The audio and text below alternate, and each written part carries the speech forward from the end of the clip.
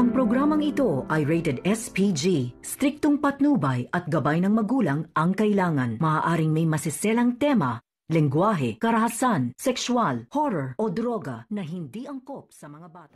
Talagang kinokonsensya na itong si Zoe sa lahat ng kanyang mga ginagawa, kung saan talagang pinagbintangan niya dito ang kanyang kapatid na si Annalyn na talagang nagtataka ito kung bakit nagkaganoon si Zoe. Dito na nga talagang ma-analyze ni Annalyn na kung saan dinadalaw ito ng konsensya at talagang may kinalaman ito sa pagkawala ng kanyang lolo o talagang pagkahulog dito sa pangpang. Dito na nga mapapatunayan na talagang magiging positibo itong si Zoe sa fingerprints result, na kung saan talagang tumawag ang kasosyo ni Moira doon sa loob na talagang nagpositibo ang isa sa kanila.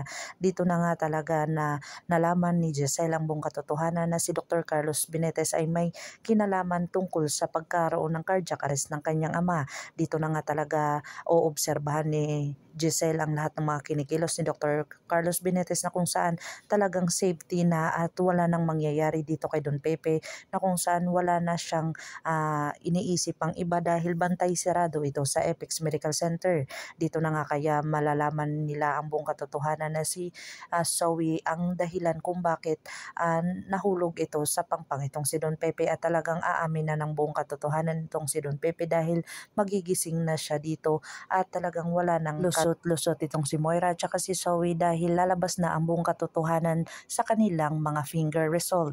Pakakabangan natin ang mga susunod pa na episode na ito. Ang abot kamay na pangarap. If you like my story, please like, share, and subscribe para ma-update po kayo sa mga susunod pa. Yun lamang po at maraming salamat.